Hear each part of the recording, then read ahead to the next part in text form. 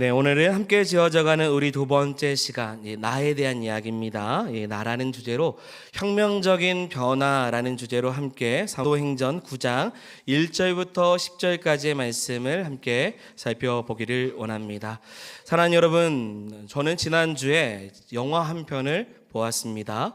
요즘 제법 화제가 되고 있는 영화인데 그 영화의 제목은 신의 악단이라는 영화입니다. 들어보셨죠? 이 영화는 기독교 색채가 아주 짙은 영화입니다. 그리고 실화를 바탕으로 만든 영화이기도 합니다. 이 영화의 배경은 북한입니다. 영화의 스토리는 국제사회로부터 약 2억 달러, 우리나라 돈으로 치면 3천억 정도의 그 돈을 지원금으로 받기 위해서 이 북한 당국이 하나의 프로젝트를 기획하는 그런 내용의 이야기입니다. 그 프로젝트가 무엇이냐면 대외 선전용 가짜 기독교 찬양단을 만들자라는 겁니다. 그리고 만들어서 부흥회를 하자라는 거죠. 이는 진짜 믿음 아니고 진짜 교회 아니고 진짜 예배가 아닙니다. 국제사회 NGO 단체를 속이기 위해서 철저하게 계산된 쇼를 연출하기 위해 찬양단을 만들어보자라는 이야기입니다. 보여주기만 잘하면 된다. 그래서 노래 몇 곡 부르고 십자가 몇 개 걸어놓고 기독교 분위기만 나면 된다라는 그런 취지로 시작하는 겁니다. 이 프로젝트의 총책임자가 바로 이 보위부 장교 박교신이라는 인물입니다. 그런데 이 사람은 냉혈한 군인입니다. 오히려 예수 믿는 예수쟁이를 혐오하고 싫어하는 사람으로 처음 등장을 해요. 왜냐하면 어머니와 사촌형이 기독교 신앙 때문에, 자 여러분, 제가 지금 영화를 스포하고 있는 겁니다. 네, 보세요. 꼭 보십시오. 신앙 때문에 처형을, 순교를 당했고 그 순교의 현장에서 자기 자신과 연관되어서 지울 수 없는 트라우마가 그의 인생 가운데 있기 때문입니다. 그래서 이 사람은 누구보다 기독교를 단순히 싫어한다가 아니라 증오하는 마음을 갖고 있는 사람이죠. 그 종교 때문에 우리 집안이 망했다. 그 신앙 때문에 사람들이 죽었다라는 거죠. 자, 그런 그가 아이러니하게도 이 가짜 찬양단 프로젝트의 총책임자가 되었다라는 거죠. 그래서 처음에는 철저히 계산적으로 이 돈을 벌기 위해서 이 일을 합니다. 노래는 교회에서 노래는 이렇게 부르는 것이고 이렇게도 부르고 표정은 은혜로운 표정도 짓는 것을 사람들에게 가르쳐주고 눈물을 흘리는 타이밍까지도 알려줍니다. 그런데 어느 날 단원 중에 한 사람이 아무리 그래도 쇼라고 하고 가짜라고 해도 내용은 좀 알아야 되지 않겠습니까? 라는 제안을 하기 시작해요.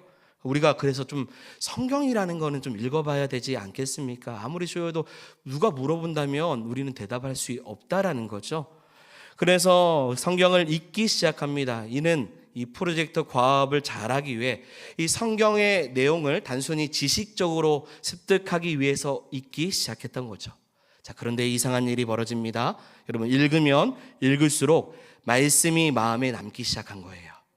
가짜 찬양을 준비하면서 가짜 예배를 연출했음에도 불구하고 마음이 울리기 시작하고요. 눈물이 나기 시작했던 거예요. 그리고 영화에 보면 갑자기 십자가가 다 십자가로 보이기 시작하는 겁니다. 결국 영화의 마지막에 이 박교순이라는 사람이 조금 착해지는 정도가 아니라 완전히 다른 사람으로 변화가 되고 다른 선택을 합니다. 그리고 그 선택의 끝은 바로 무엇이냐면 말씀드릴 수가 없어요. 영화를 보십시오. 네, 영화 꼭 보셔요. 직접 보시면 좋겠습니다. 그 선택을 통해서 이 영화가 마무리가 됩니다. 여러분, 제가 이 영화를 보면서 스스로에게 던져지는 질문 메시지가 하나가 있었습니다. 그것은 사람은 생각보다 훨씬 더 깊이 변화될 수 있다라는 거예요. 심지어 가짜로 시작됐던 자리에도 하나님은 억지로 교회를 나오고 찬양하는 것 같고 그 부모의 손에 따라서 어쩔 수 없이 온 것 같으나 하나님은 그 사람을 건져 올려주시는 때가 있다라는 거예요. 저는 이 영화를 보면서 오늘 우리가 읽었던 사도행전 9장의 말씀이 계속 떠올랐어요. 목요일 날에 영화 보고 말씀을 준비하기 시작했어요. 그리고 한 가지의 질문을 여러분들에게 던지면서 함께 지어져가는 나에 대한 주제로 함께 말씀을 보기를 원합니다. 그 질문은 사람은 어떻게 변화됩니까? 라는 거예요. 여러분, 이 질문은 이제 신앙생활을 오래 할수록 더 어려워진다고 생각이 됩니다. 처음 교회를 나왔을 때는 단순하죠.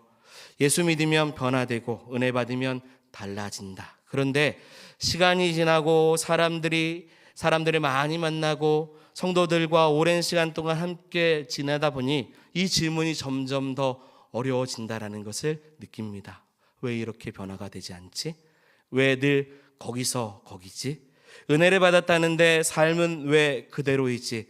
목회자로서 가장 힘든 순간 중에 하나는 전혀 변화의 기미가 보이지 않는 사람을 여러분 계속 사랑해야 될 때입니다. 변화한 것 같다가 다시 원점으로, 조금 달라진 것 같다가 다시 제자리로, 마치 오뚜기 같습니다. 어떤 문제 앞에서 넘어질 때가 있는데 다시 일어나기는 합니다. 그러나 문제는 일어설 뿐 앞으로 나아가지 않는 오뚜기, 계속 같은 자리에만 서 있다라는 거죠. 그래서 이런 생각이 스쳐 지나갑니다. 정말 사람은 안 바뀌는 존재인가? 주님의 능력이 고작 이 정도인가? 라는 거죠. 그런데 오늘 본문을 묵상하면서 제가 깨달은 것이 하나 있습니다. 그것은 질문이 틀렸다라는 거예요. 사람은 변화하는가? 이 질문이 틀렸습니다. 성경이 던지는 질문은 사람은 변화하는가가 아니라 사람은 어떻게 변화하는가였습니다. 그리고 오늘 본문 사도행전 9장 1절부터 10절까지 말씀을 통해서 이 질문에 대해서 가장 정직하고 가장 깊은 답을 주고 있음을 알면서 사람이 어떻게 변화가 되는지를 함께 보기를 원합니다. 사도행전은 여러분 한마디로 말하면 땅끝을 향해 나아가는 증인들의 이야기입니다. 그런데 이 증인들에게 가장 중요한 하나의 확신이 필요합니다. 그것은 무엇이냐면 예수님을 만나면 반드시 변화가 된다라는 것입니다. 그렇죠, 여러분. 사람이 변하지 않으면 전도할 이유가 없습니다. 선교할 이유도 없어요. 기다릴 필요도 없습니다. 그래서 사도행전은 사람의 변화를 숨기지 않습니다. 자, 그 중에서 오늘 본문은 이 변화의 끝판왕, 이 사울의 회심의 이야기입니다. 잘 아는 내용이라 그냥 넘어갑니다. 오늘 본문에 등장하는 사울을 보십시오. 우리는 이 사울을 너무 결과로만 볼 때가 있습니다. 이런 결과죠. 그는 위대한 바울, 그는 이방인의 사도, 신약의 절반을 기록했던 사람으로 기억합니다.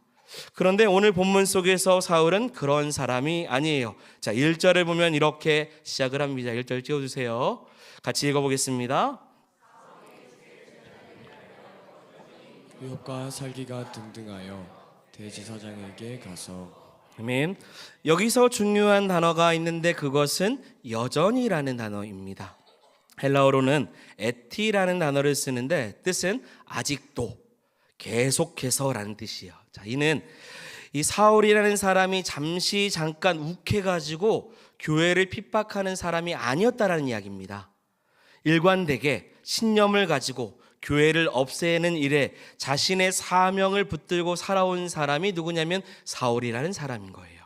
현대적으로 말하면 이런 사람입니다. 기독교를 뿌리채 없애버려야겠다, 뽑아야겠다.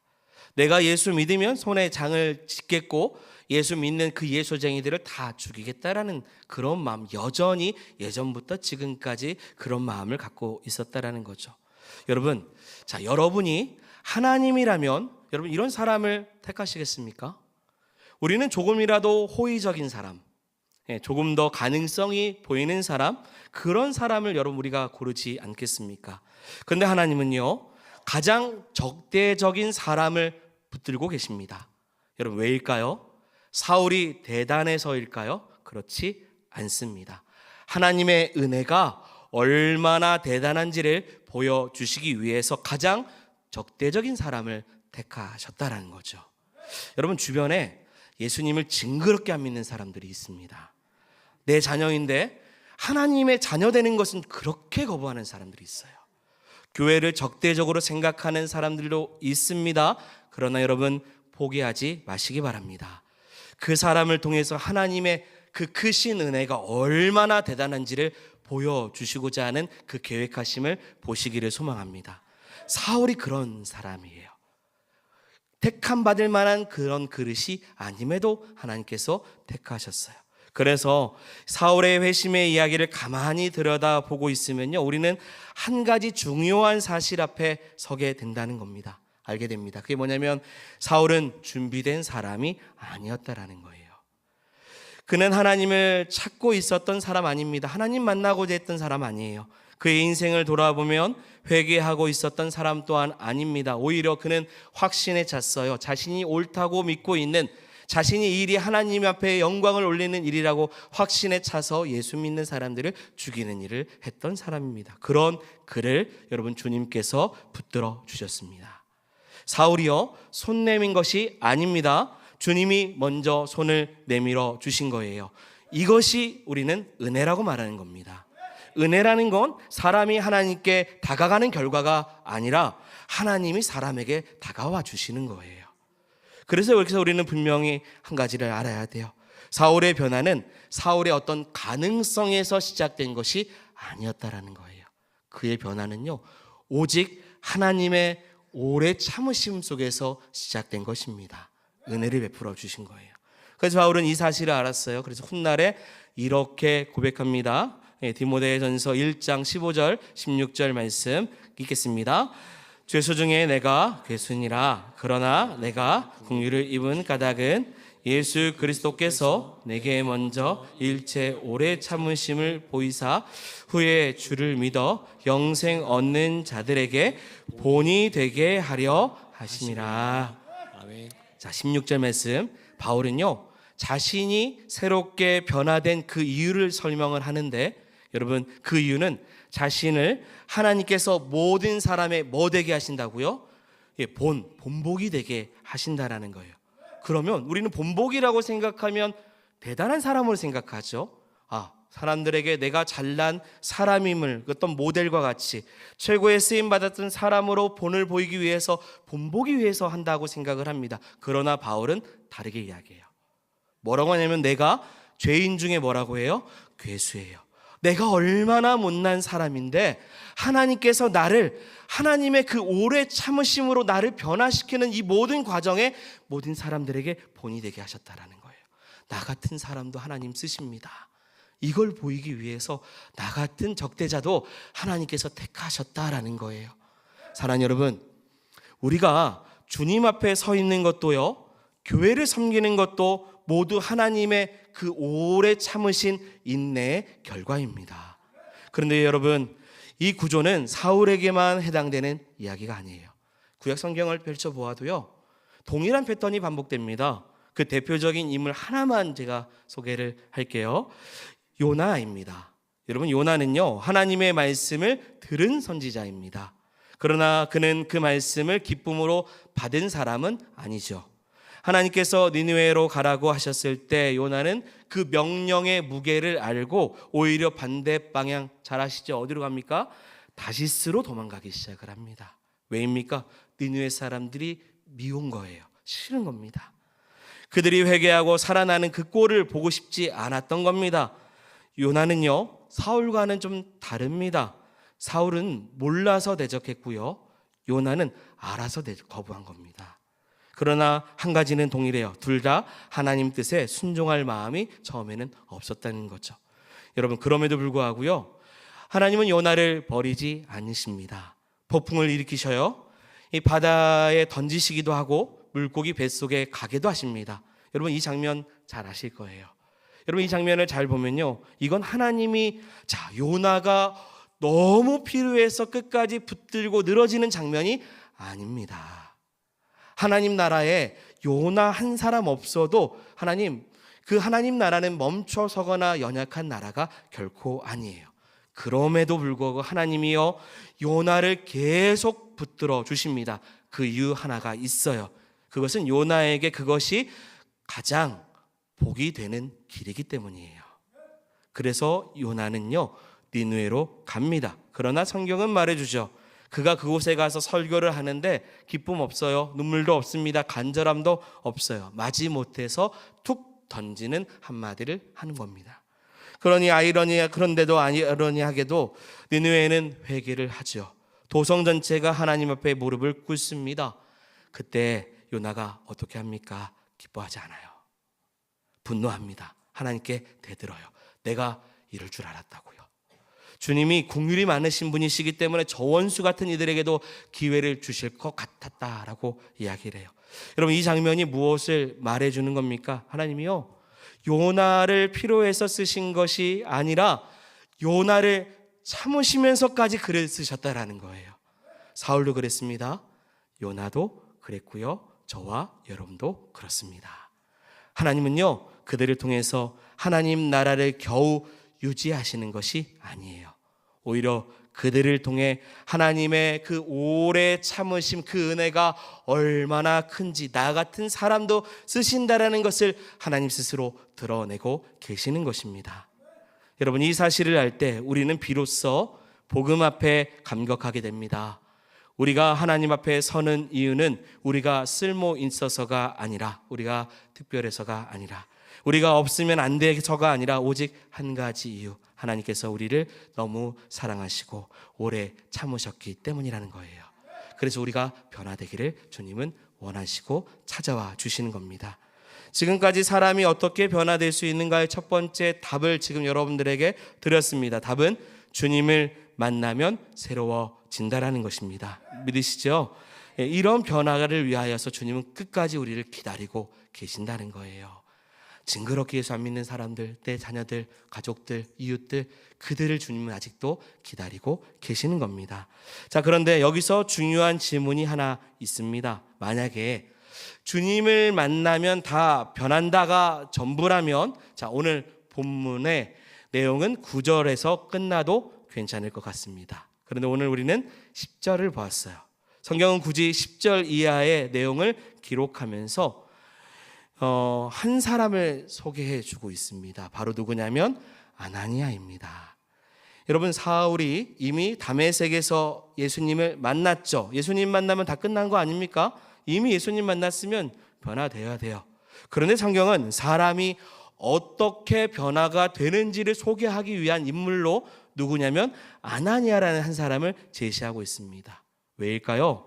여러분, 주님은 사울을 만나시되 그 이후의 여정은 사람을 통해서 이어가시도록 길을 열어주시고 계시기 때문입니다. 여러분, 사울은 빛을 보았지만 어떻게 됩니까? 아직 눈을 뜨지 못한 상태예요. 생각해보면 신생아와 같습니다. 여러분, 갓 태어난 아기가 혼자 자랄 수 없는 것처럼 영적으로 태어난 사람도 여러분 돌봄 없이는 성숙할 수가 없어요. 그래서 하나님은 사울 곁에 누구를 붙여주시냐면 아나니아를 붙여주시는 거예요. 아나니아는 이미 빛 대신 예수 그리스도를 경험했습니다. 성숙한 사람이에요. 그래서 10절에 이렇습니다. 주님의 음성에 내가 여기 있습니다 라고 대답할 수 있는 거예요. 사랑하는 여러분, 여기서 중요한 메시지가 있어요. 그것은 사람이 예수님을 만나면 변화할 수 있는 것만이 아니라 그렇게 변화되고 성숙한 인생이 되기 위해서는 반드시 하나님의 사람과 또한 공동체와 영적인 교회를 통해서 보다 온전한 변화의 과정을 향해 나아가야 한다라는 것입니다. 반드시 돌봄이 필요해요. 성숙한 사람들의 돌봄으로 여러분 우리의 신앙이 자라가야 되는 겁니다. 여러분, 이 메시지는 지난주에 함께 지어져 가는 우리라는 주제의 메시지와 일맥상통한 내용입니다. 각 사람이 어떻게 주의 몸을 이루며 성전을 이룰 수 있습니까? 결국 뭐가 필요해요? 공동체가 필요한 거예요. 성숙한 그리스도인들이 내 곁에 함께 있어서 신앙의 길을 걸어가야 한다는 겁니다. 그럴 때 비로소 함께 지어져 가서 하나님이 거하실 처소가 되어져 가는 것입니다. 여러분, 사람들이요, 시험 들면요 떠납니다. 시험 들면 같이 안 해요. 시험 들면 자꾸 피합니다. 여러분, 그것은요 스스로 무너지기를 바라는 태도가 될 수 있어요. 여러분, 혼자 신앙생활 못합니다. 여러분, 하나님은 혼자서 모든 것을 하실 수 있지만 여러분, 우리는 아닙니다. 하나님은 일부러 사람을 통해서, 공동체를 통해서 더욱 변화되기를 바라시고 아름다운 공동체를 주셨습니다. 그래서 교회 공동체가 중요해요. 그리고 주님은 정말 그리스도인과의 관계를 더욱더 소중하게 여기셔요. 옆에 있는 지체들이 있었기 때문에 믿음의 길을 걸어갈 수 있는 것입니다. 그리고 여러분 목회자도 중요해요. 주님은 사울이 영적으로 새롭게 탄생한 이후에 그를 돌볼 자로 그의 부족함을 채울 아나니아를 붙여주신 것입니다. 사람이 어떻게 변화되어 예수님 만나고 그리고 믿음의 귀한 지체들이 내 곁에서 함께 이 성숙한 아름다운 공동체를 이어나가야 된다는 것입니다. 주님을 만나고도 여전히 제자리 걸음을 하고 있다면 반드시 명심하십시오. 빛으로 나아가는 자들과 함께 우리는 반드시 지어져 가야 한다는 것입니다. 그렇지 않으면 방치되는 순간 다시 옛생활로 돌아가게 돼 있어요. 그때 우리는 주님을 만나도 사람이 안 바뀌네라는 생각을 갖게 돼요. 그러나 여러분, 그건 주님의 책임이 아닙니다. 교회의 책임이에요. 성숙한 사람들이 곁에 서주지 않았기 때문이고 내가 그 곁에 있지 않기로 또 스스로가 거리를 두고 있기 때문입니다. 그래서 하나님의 역사에는 반드시 성숙해지는 사람들이 필요한 거예요. 자, 오늘 본문에서 하나님이 아나니아를 부르실 때요, 그가 이렇게 말하죠. 제가 여기 있습니다 라고 대답합니다. 이건 굉장히 흥미로운 표현입니다. 왜냐하면 하나님이 쓰시는 그 친근한 마치 비서실장처럼 아나니아를 주님 부르실 때 바로 즉각적으로 대답하고 있다라는 거죠. 하나님이 얼마나 편하게 모든 사역을 위탁할 수 있는 사람인지 보여주고 있는 말씀입니다. 아나니아는 언제든지 주님의 명령이라면 모든 것을 내어드릴 준비가 되어 있어요. 그래서 우리는 스스로 질문해야 합니다. 저를 보십시오. 이 질문이에요. 나는 누군가의 아나니아로 서 있는가? 나는 주님이 부르실 때 제가 여기 있습니다라고 말할 수 있는가? 주님은 아나니아인 아내를 통해서 남편을, 아나니아인 구역장을 통해서 구역원들을, 아나니아인 교사를 통해서 다음 세대 아이들을 하나님은 변화되고 성숙해져 나갈 수 있기를 원하십니다. 왜입니까? 그것이 교회이기 때문입니다. 사랑하는 여러분, 사울을 바꾸시는 주님은 지금도 일하고 계십니다. 다만 오늘은 우리에게도 이렇게 묻고 계십니다. 네가 그 아나니아가 되어줄 수 있겠느냐라는 거예요.